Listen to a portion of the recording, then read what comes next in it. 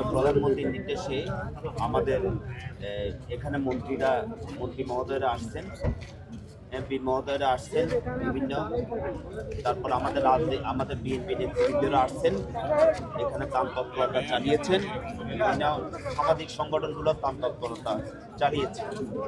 আজকে আমি এসেছি জেলা পরিষদের প্রশাসক হিসাবে। আমি কয়েকদিন আগে আপনারা জানেন, আর আমি জেলা প্রশাসক হিসাবে আমি দায়িত্ব গ্রহণ করি। এখন আজকে আমি এসেছি এখানে এখন ত্রাণ বিতরণ তো ইতিমধ্যে অনেক হয়েছে। এখন আমাদের মূল কাজটা হলো আমরা সরজমিনে এসেছি কিভাবে এটাকে পুনর্বাসন করা যায়, যে যারা বন্যায় ক্ষতিগ্রস্ত হয়েছে। তা আপনি দেখেন এখানে আমাদের উপজেলা নির্বাহী অফিসার আছেন। আমরা উপজেলা নির্বাহী অফিসারদের সাথে আমরা সভা করেছি।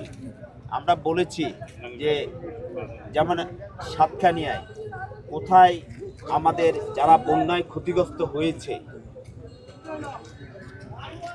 আমরা তাদেরকে পুনর্বাসন চট্টগ্রাম জেলা পরিষদ থেকে আমরা করব। যেমন আপনি ধরেন বন্যায় ঘরবাড়ি নষ্ট হয়ে গিয়েছে মানুষের, তারপরে ফসলি জমি নষ্ট হয়ে গিয়েছে, গরু মাছ